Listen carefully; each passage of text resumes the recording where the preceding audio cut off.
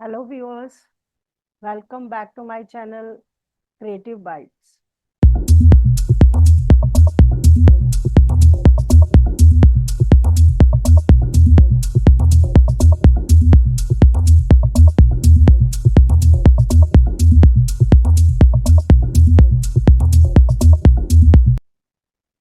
कुछ सब्सक्राइबर्स जिन्होंने मेरे चैनल को सब्सक्राइब किया है उनके लिए थैंक यू सो मच सबसे पहले। और जो लगातार मेरे वीडियोस को देख रहे हैं और फॉलो कर रहे हैं, मुझे सब्सक्राइब कर रहे हैं, कमेंट कर रहे हैं, मुझे लाइक कर रहे हैं, सबसे पहले मैं उनको दिल से थैंक यू बोलना चाहती हूँ। और आपके आपने मुझे मोटिवेट किया, इसी के लिए मैंने HTML सीरीज हमारी चलती रहेगी। उसके बाद हम CSS, जावास्क्रिप्ट और बाकी भी वेब डेवलपमेंट के जितने भी टेक्नोलॉजी हैं उनके क्लासेस या उनके वीडियोस आपको शेयर करेंगे। बट आज की जो वीडियो है वो एक्सेल की वीडियो है।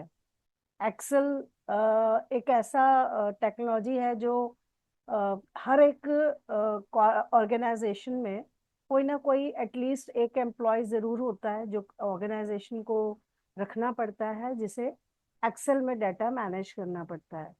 तो किसी भी ऑर्गेनाइजेशन के डाटा को मैनेज करने के लिए उसको रखने के लिए उसकी एंट्री करके डाटा को उसको एनालिसिस करना, उसकी फिल्टरिंग करना या उसका डाटा माइनिंग करना, फिर रिपोर्ट्स बनाना, ये सारा सारा काम एक्सेल के थ्रू आजकल किया जाता है। तो यही सोच के हमने एक्सेल की सीरीज भी आज से स्टार्ट की है। तो मेरी इस सीरीज में आप एक्सेल जो ये सीरीज रहेगी एक्सेल के वीडियोस की, उसमें वन बाय वन हम एक एक टॉपिक को लेंगे एक्सेल के और फुल कोर्स कराएंगे।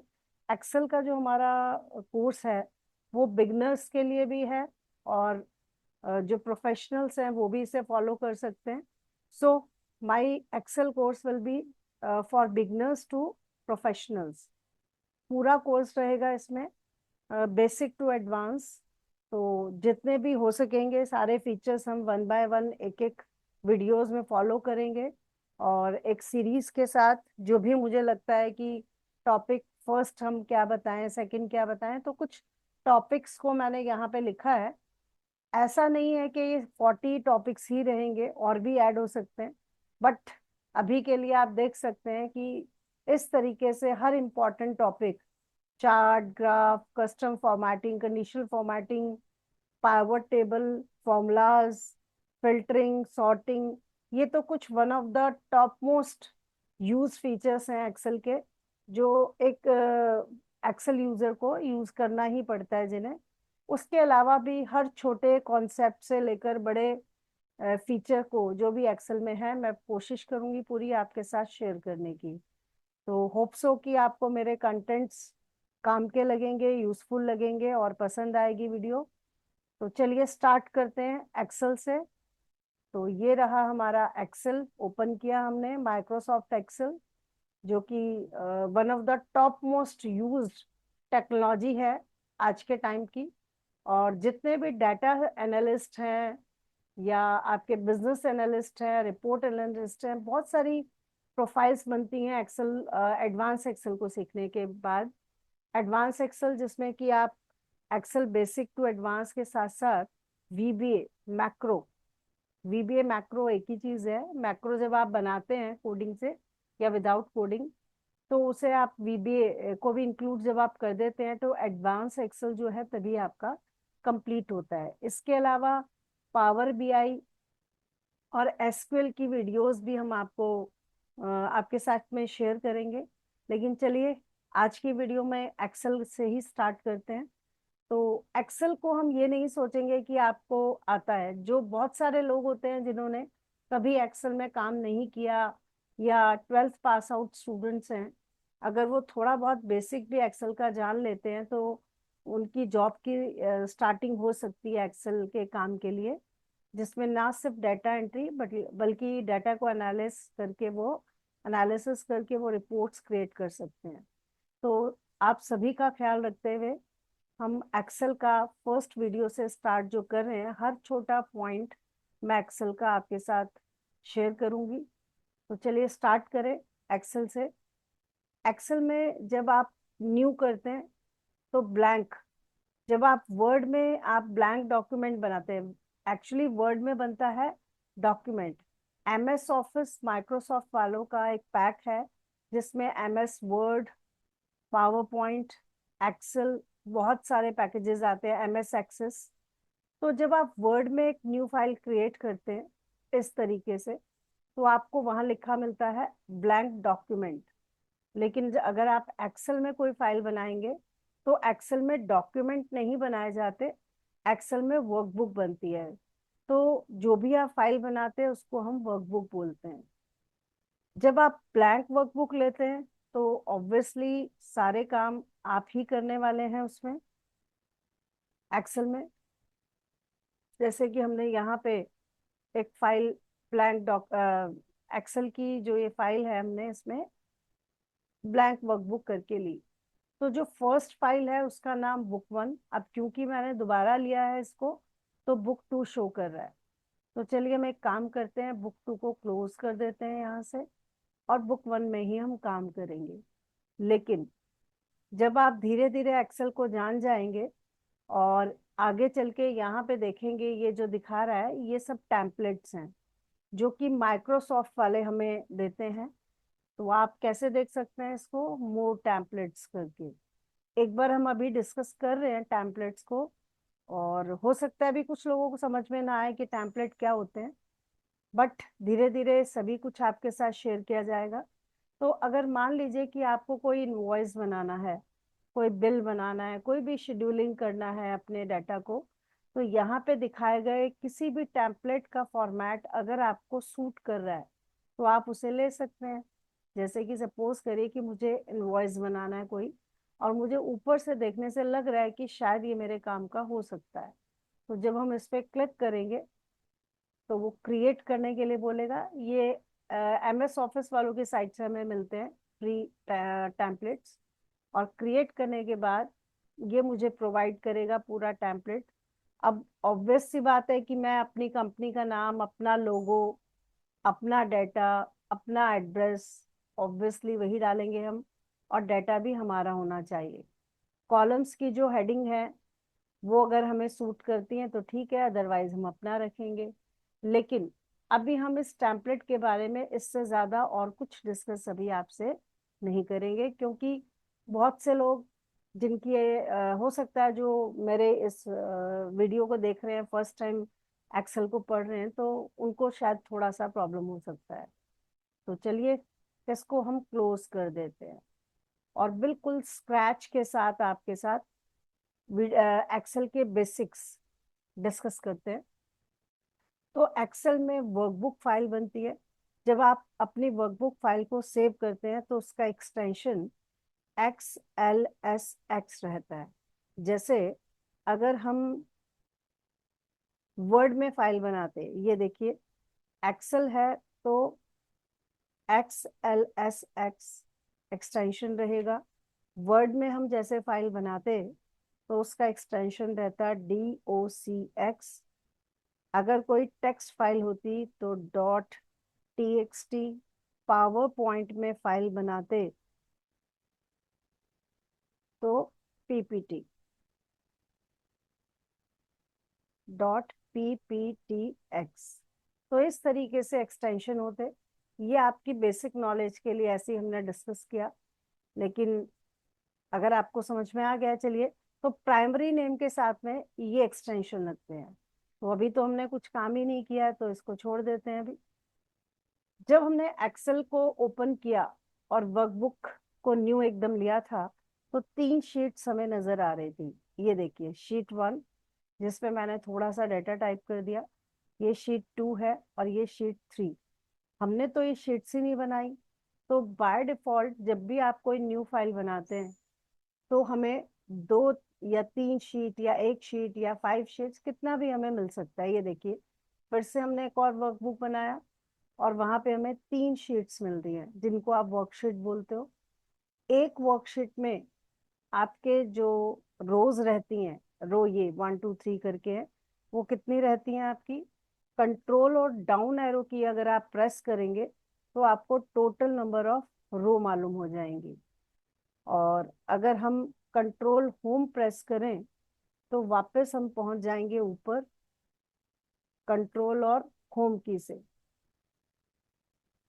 या फिर कंट्रोल अप करेंगे आप तो एक ही बार में आप A1 सेल पे चले गए।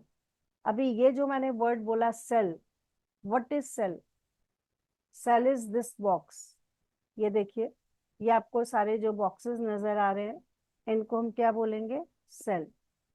कोई भी पर्टिकुलर सेल जिस पर आपका कर्सर है वो एक्टिव सेल कहलाता है। और अगर आपसे कोई पूछे कि आपका एक्टिव सेल क्या है, उसका एड्रेस क्या है, तो आप बोलेंगे C8, मतलब C कॉलम और 8th रो। तो पहले आपका कॉलम का नाम आता है और देन आपका रो नंबर आता है। तो इस तरीके से आपका करंट सेल एड्रेस C8 हुआ। ये इस तरीके से हम उसको पढ़ें उसकी जरूरत नहीं है, क्योंकि जो भी एक्टिव सेल होता है जहाँ पे हमारा कर्सर है उसका सेल एड्रेस हमें यहाँ ऑलरेडी दिखाई दे रहा होता है। जब आप कर्सर रख रहे हैं तो उस बॉक्स का नाम है नेम बॉक्स, क्योंकि वहां पे एक्टिव सेल का एड्रेस या नाम आपको दिखाई दे रहा है। अगर हम किसी भी सेल पे कर्सर रखें और हमने कुछ इंफॉर्मेशन टाइप किया है, फॉर एग्जाम्पल मैंने यहाँ पे 20, यहाँ 30 टाइप किया नंबर, और यहाँ पे हमने कोई भी एक टेक्स्ट टाइप किया। फॉर एग्जाम्पल ये एक पर्सन है राम, ये एक स्टूडेंट है जिसके ये 2 सब्जेक्ट्स के मार्क्स हैं। तो यहाँ पे जब हमने कर्सर रखा तो देखिए जो भी इंफॉर्मेशन है उस सेल की वो यहाँ जो दिखाई देती है इसको फॉर्मूला बार कहते हैं। किसी सेल की इंफॉर्मेशन दिखाने वाले ऊपर वाले एरिया को फॉर्मूला बार क्यों कहा जा रहा है? इसमें तो कोई फॉर्मूला नहीं है। ये देखिए, सिर्फ ये कंटेंट दिखा रहा है जो भी एक सेल में होता है। ये देखिए, तो इसको क्यों कहा जा रहा है फॉर्मूला बार? ये देखिए, जब आप कर्सर रखेंगे तो आपको टूल टिप में दिखाई दे रहा है कि ये फॉर्मूला बार है। क्यों? क्योंकि जब आप कोई फॉर्मूला देंगे एक्सेल में, अगर हमें कोई भी फॉर्मूला देना हो तो आप इक्वल टू साइन से स्टार्ट करते हैं, तभी आप फॉर्मूला दे सकते हैं। फॉर्मूला देने के लिए, अब देखिए मैंने आपसे कहा कि हमें बेसिक से स्टार्ट करना है, तो एक एक चीज आपके साथ डिस्कस करनी होगी। तो अब देखिए आपकी, हम बिल्कुल नए हैं मान लीजिए, और यहाँ पे मुझे इन दोनों नंबर्स को ऐड करना है। मुझे कुछ नहीं मालूम, मैंने खुद से टाइप कर दिया 20 और 30 को और एंटर कर दिया, तो ऐड हो गया। ये देखिए, तो अब यहाँ पे बजाय 50 दिखाने के वो आपको क्या दिखा रहा है? 20 + 30, मतलब मेरा फॉर्मूला शो कर रहा है। अब जो मैंने किया वो सही तरीका नहीं था एक्सेल में काम करने का। क्यों? क्योंकि अगर बहुत सारा डाटा होता या बहुत सारे नंबर्स होते, मान लीजिए इस तरीके से बहुत सारे नंबर्स होते हैं और मुझे सभी को अगर ऐड करना था तो इस तरीके से तो बहुत प्रॉब्लम हो जाएगी। ये देखिए, ये देखिए, एक एक कोड लेने में बहुत प्रॉब्लम हो जाएगी। दूसरा इसका डिसएडवांटेज क्या है कि अगर हम फिक्स नंबर लेंगे ऐसे, और अगर हमने किसी नंबर में चेंज किया तो ये फॉर्मूला अपडेट होने वाला नहीं है। देख सकते हैं आप। तो ये रॉन्ग मेथड है, ऐसा नहीं करना चाहिए। किसी खास पर्टिकुलर सिचुएशन में चाहो तो कर सकते हो आप ऐसा, बट ऐसा नहीं करना चाहिए, क्योंकि अगर आपका बहुत सारा डाटा होगा और ये फॉर्मूला आप आगे कॉपी करना चाहेंगे तो आपको प्रॉब्लम होगी।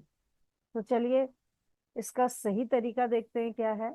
अगर आपको एक्सेल में यूज होने वाले किसी भी फॉर्मूला की नॉलेज अभी एट प्रेजेंट नहीं है, तो जैसे कि आप मैथ्स में कोई कैलकुलेशन करते हो ऐसा ही आप कर सकते हो इसमें, जब तक आपको कोई नॉलेज नहीं होती।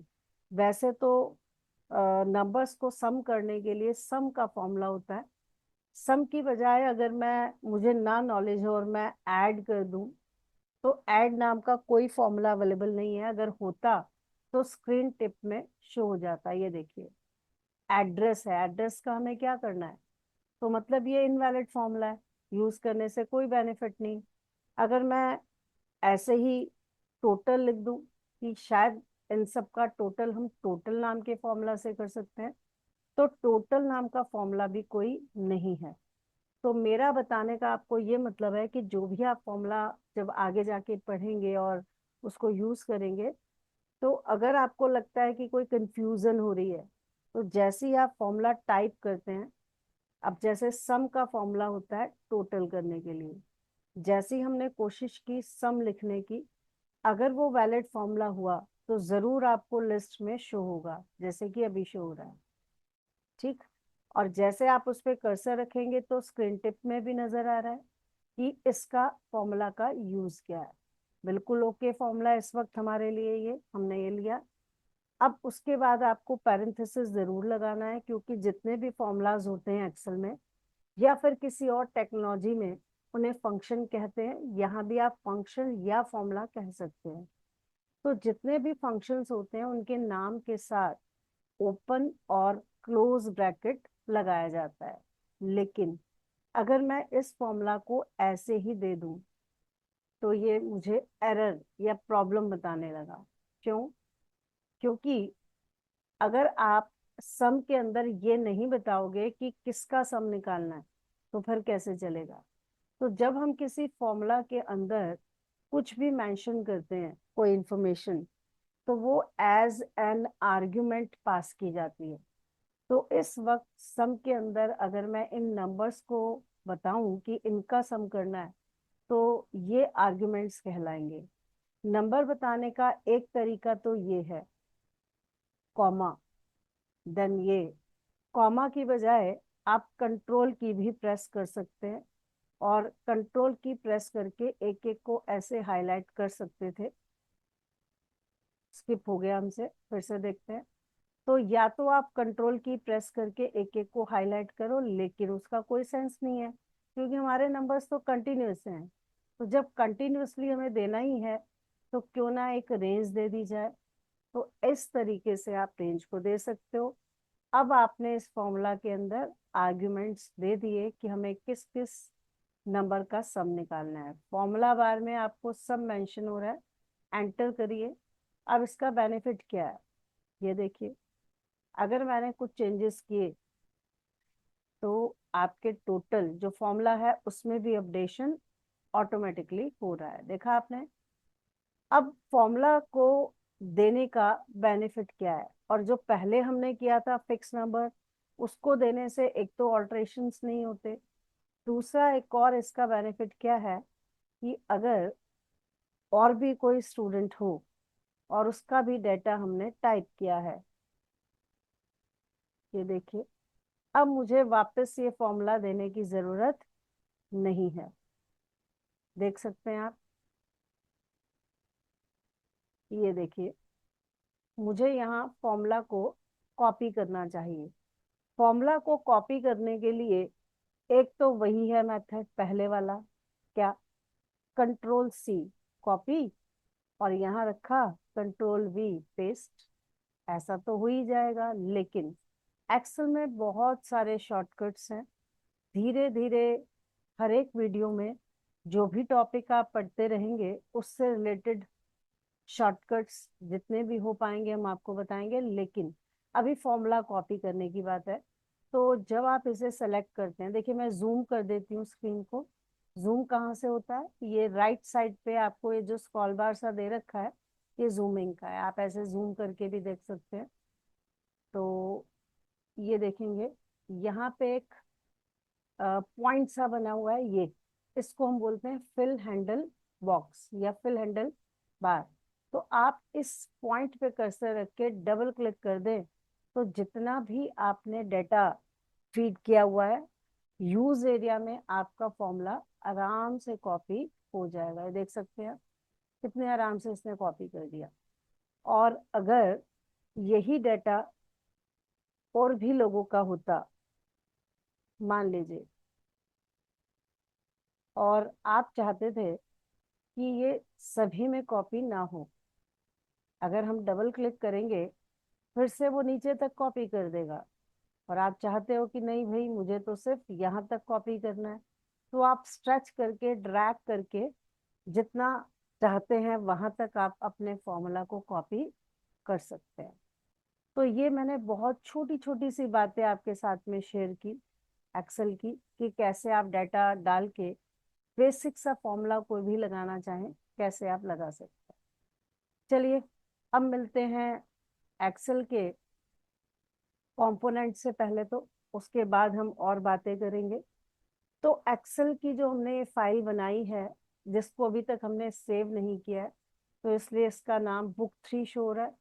बुक 3 इसलिए शो हो रहा है क्योंकि इससे पहले बुक 1 भी हमने एक बनाई थी और वहां पे ये सब किया था काम। अब मैं चाहती हूँ कि बुक 1 को मैं हटा दूं और ये डाटा जो मैंने आपके लिए लिखा, सपोज इसको मैं वहां ले जाना चाहती हूँ। तो दो बातें हैं, या तो आप अपनी इंफॉर्मेशन को यहाँ से कट करिए या कॉपी करिए और वहां जाके किसी शीट में पेस्ट कर दीजिए। अदरवाइज आप ये भी कर सकते हैं कि यहाँ की शीट वहां पर कॉपी कर सकते हैं। वहां पर कहाँ, ये देखिए कैसे करना है, मूव और कॉपी। कहाँ पे कॉपी करना है, बुक 3 में, मूव टू एंड।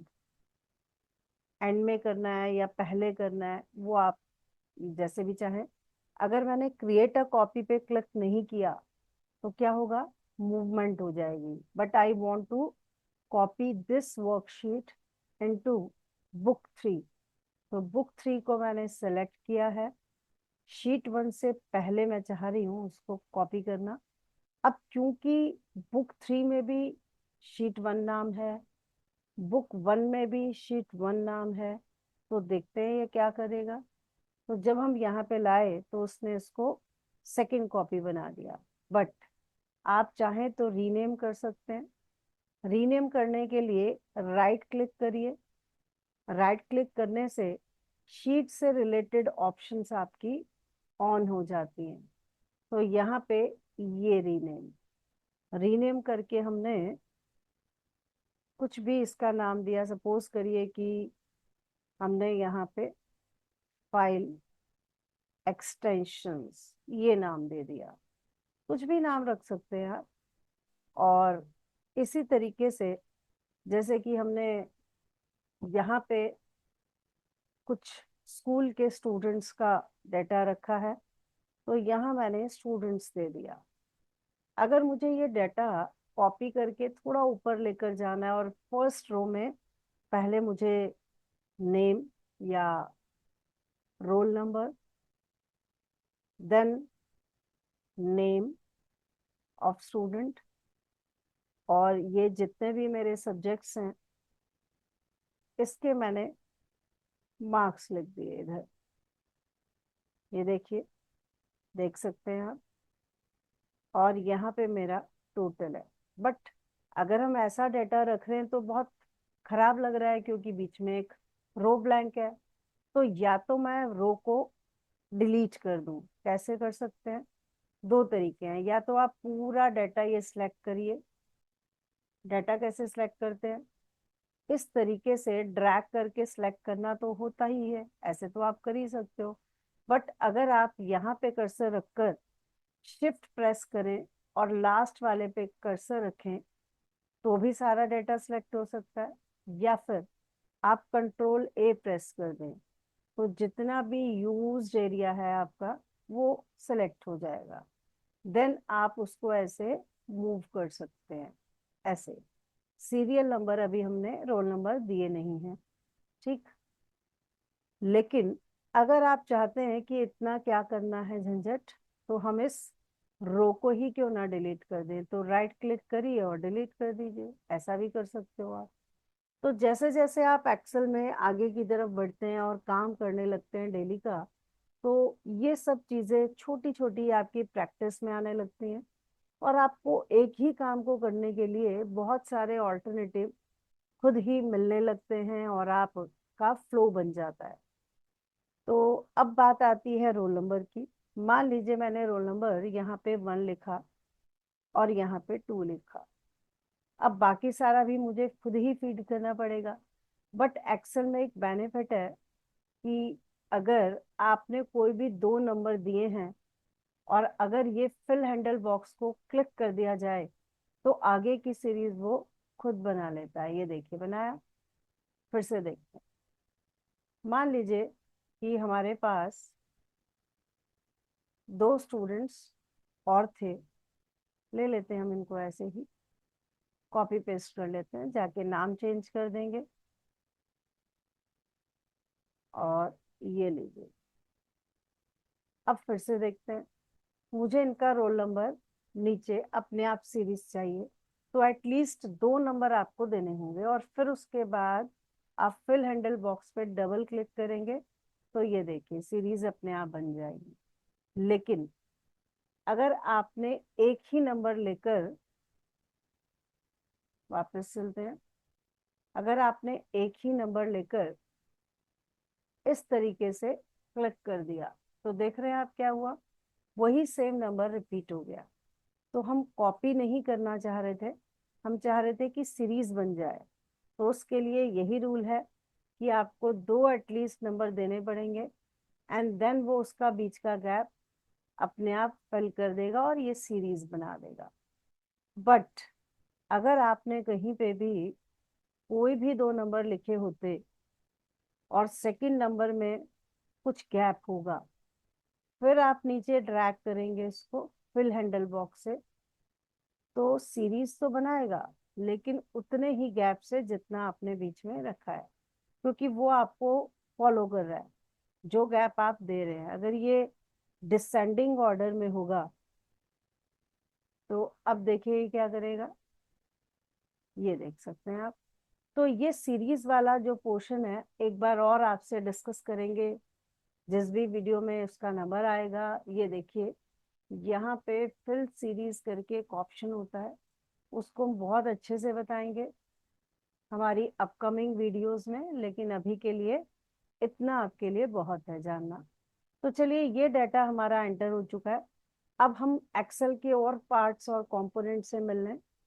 अभी हमने आपको बताया कि ये नेम बॉक्स है जो कि एक्टिव सेल का नेम दिखा रहा है। ये आपका फॉर्मूला बार है। फॉर्मूला बार क्यों है? क्योंकि अगर कहीं फॉर्मूला नहीं है तो ये उसका कंटेंट शो करता है, और अगर कहीं फॉर्मूला दिया गया है तो फॉर्मूला शो करता है। ये देख सकते हैं आप, फॉर्मूला इक्वल टू से स्टार्ट करना है। जो भी आप फॉर्मूला देंगे, याद रखिएगा कि अगर वो वैलिड फॉर्मूला है, अगर आप जानते हैं और वैलिड फॉर्मूला लगा रहे हैं, तो वो आपको नीचे हाईलाइट करने लगेगा। और अगर आपकी स्पेलिंग गलत है या आप कुछ और लिख गए हैं गलती से, या आपको नहीं मालूम था, तो वो नीचे हाईलाइट ही नहीं करेगा। तो आप समझ सकते हैं कि आप कुछ रॉन्ग फॉर्मूला नेम दे रहे हैं। ध्यान रखिए, स्क्रीन टिप पे नजर आपकी होनी चाहिए। इसके दो फायदे हैं, एक तो ये कि आप वैलिड फॉर्मूला का नाम यूज कर रहे हो, दूसरा वो आपको उसका काम भी बता रहा है फॉर्मूला का। देख रहे होंगे आप, फॉर्मूला का यूज भी आपको मालूम हो रहा है। प्लस में जब आप टैप करके उस फॉर्मूला को लेते हैं, तो वो आपको ये भी बताता है कि अंदर आर्गुमेंट्स देने हैं या नहीं देने, और क्या देना। अब ये वाली जो हमने बात बोली कि आर्गुमेंट्स देने हैं या नहीं देने, ये क्यों बोला हमने ऐसा? क्योंकि बहुत सारे फॉर्मूलाज ऐसे भी हैं जिनके अंदर कोई आर्ग्यूमेंट नहीं देने होते। जैसे फॉर एग्जाम्पल आपने बोला कि आज की डेट यहाँ पे होनी चाहिए, या फिर लेट्स सपोज कि हमने एक और रो यहाँ पे ऐड की। यहाँ हमने अपने स्कूल का नाम रखा और यहाँ पे हमने डेट रखना है सपोज। तो स्कूल का नाम यह हमने लिख दिया, मान लीजिए। लेकिन ये अच्छा नहीं लग रहा है, क्योंकि ये जो हमने नाम लिखा है वो और सेल में जा रहा है, सेंटर में नहीं आ रहा है यहाँ पे। तो उसके लिए क्या करना चाहिए? इसके लिए हमें अपने सेल को मर्ज कर लेना चाहिए, मर्ज एंड सेंटर। देखिए, मैंने अभी भी आपको अपने एक्सेल के फुल कोर्स के कॉन्सेप्ट्स बता रहे थे हम, कि क्या क्या हम वीडियोस बनाने वाले हैं हर एक टॉपिक पे धीरे धीरे। ऐसा भी हो सकता है कि किसी एक टॉपिक में 2 या 3 सीरीज रहें, क्योंकि अगर एक लंबी वीडियो बनाते हैं तो आप लोग शायद कंसंट्रेट नहीं कर पाते बहुत लेंदी वीडियो में। ऐसा मुझे लगता है, तो हम 2 वीडियोस में कवर करेंगे, बट जरूर करेंगे। तो आपने देखा कि यहाँ पे यहाँ यहाँ पे मुझे हेडिंग को सेंटर में रखना है, तो ये जो सारे के सारे सेल हैं मुझे मर्ज करने पड़ेंगे, ये देखिए, तब जाके वो आएगा। तो हम एक्सेल में जो हम पढ़ाने वाले हैं उसकी बात हमें बीच में इसलिए डिस्कस करनी पड़ी है क्योंकि यहाँ पे एक टॉपिक मैंने लिखा हुआ है वैसे, सेल अलाइनमेंट, कहीं ना कहीं है वो, कि सेल्स की अलाइनमेंट, सेंटर या कुछ भी, ये देखिए यहाँ पे लिखा है सेल रिलेटेड अलाइनमेंट, फंक्शंस या फीचर्स जो भी है वो हम आपके साथ में डिस्कस करेंगे। तो अभी के लिए ऐसे ही बस अपना काम निकाल लिया है हमने। अब मुझे यहाँ साइड में क्या लिखना है, डेट। तो अब डेट के लिए क्या किया जाए, यहाँ साइड में अभी फिलहाल लिख देते हैं, तो इक्वल टू करके टुडे, टुडे से करंट डेट आती है, ये फॉर्मूला है एक्सेल का।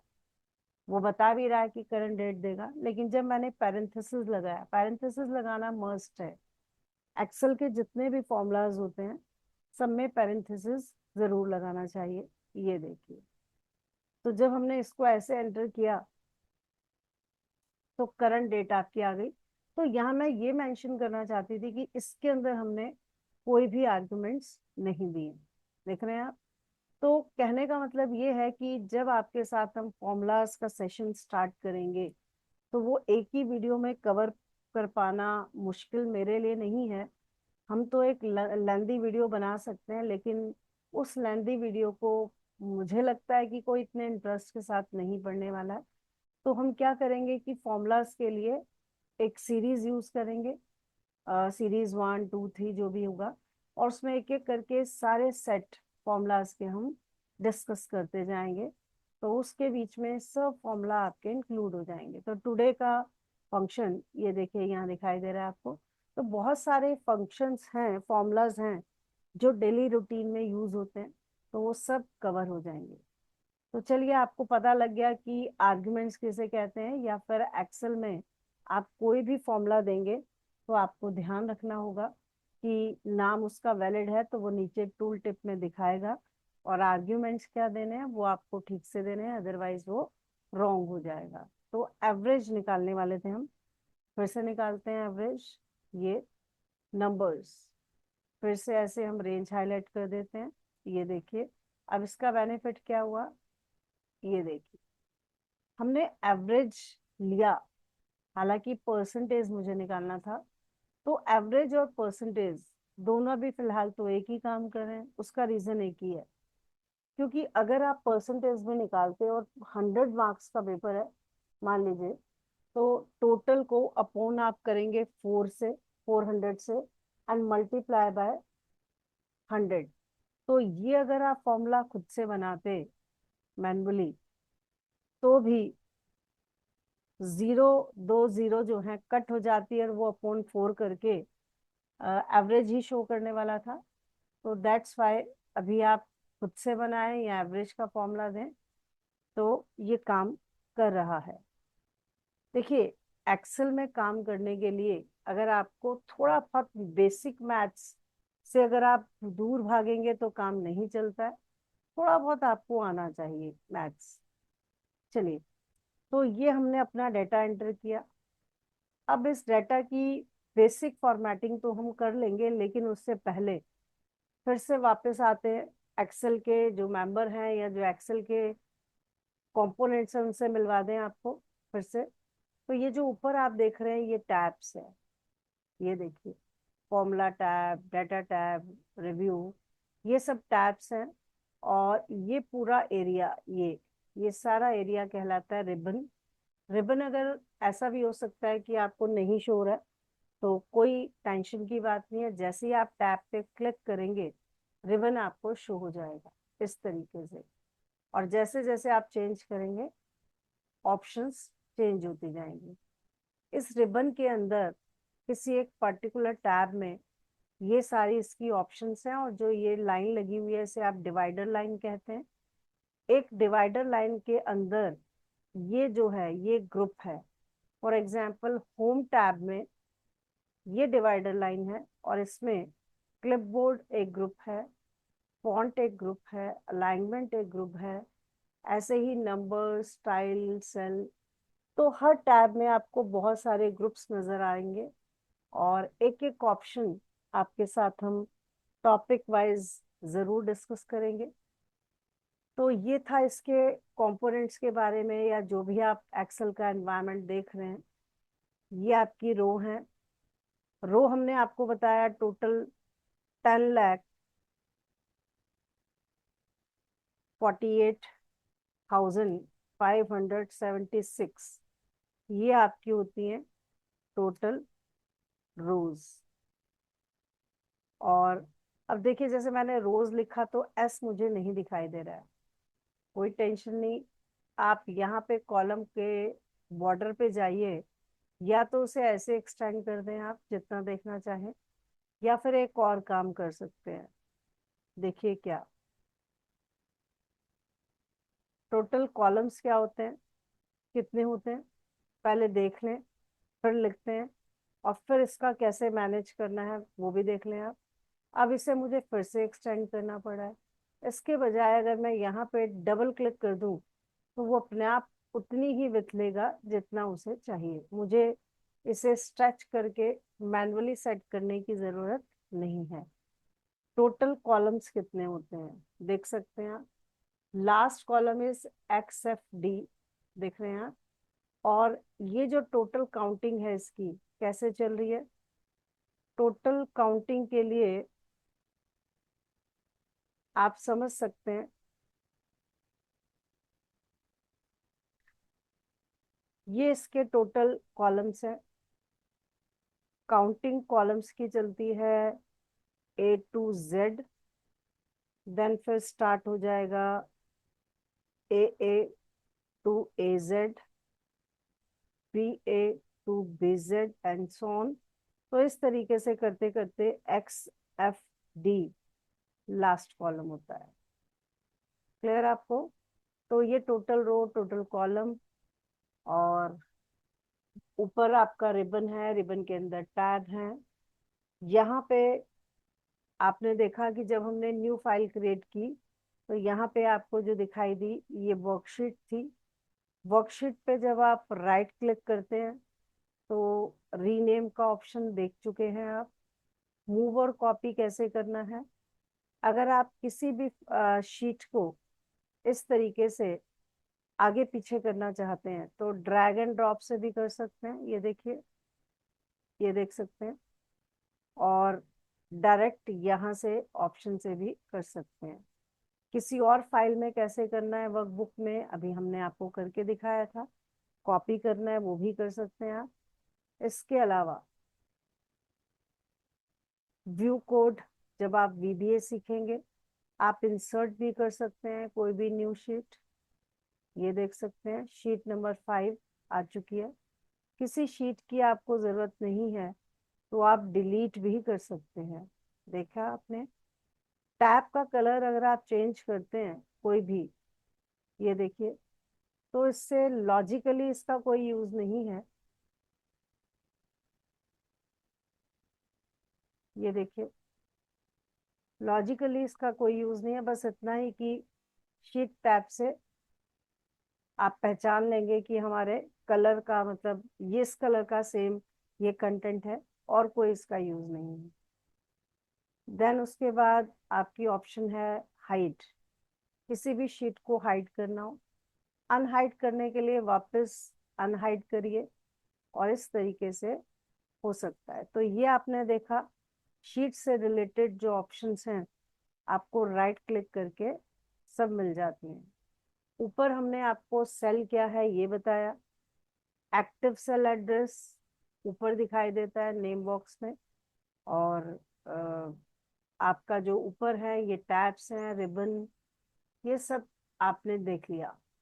अगर हमें इस फाइल को हम सेव कर दें, सेव करने के लिए कंट्रोल S आप प्रेस कर सकते थे। तो कंट्रोल S अगर हमने प्रेस किया तो फाइल का नेम आप दे सकते हैं।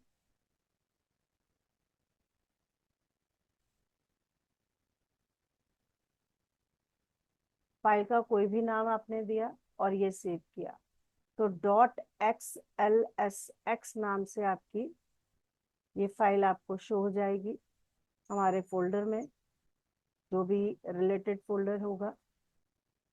यहाँ पे ये देख सकते हैं,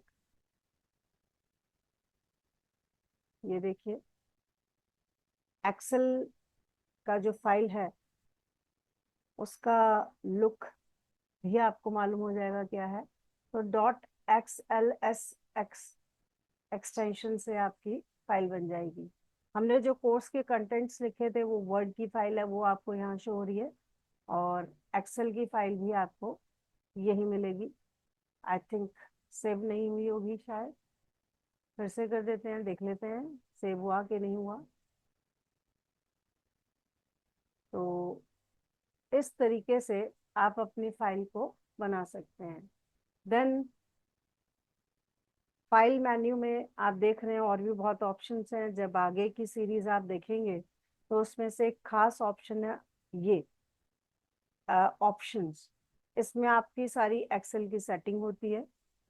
आपका ये जो है यहाँ पे, जब हम स्टार्ट करेंगे अब नेक्स्ट वीडियो, उसमें हम basic formatting, source formatting, number formatting सब डिस्कस करने वाले हैं, और एक एक करके सारी 1 बाय 1 ऑप्शंस, चाहे कितनी भी सीरीज हो एक्सेल की, हम सब आपके साथ शेयर करेंगे। तो मुझे लगता है आज के लिए जो इंट्रोडक्शन है हमारा एक्सेल का, उतना काफ़ी है आपके लिए। आप सब इसी तरीके से सारी ऑप्शंस को देखिए, प्रैक्टिस करिए, नॉर्मल फॉर्मूला डाल के कॉपी पेस्ट करने की कोशिश करिए, और भी जो थोड़ा सा बेसिक आपका है उसे सुन करके आप प्रैक्टिस करके नेक्स्ट वीडियो को देखेंगे तो आपके लिए यूजफुल रहेगी।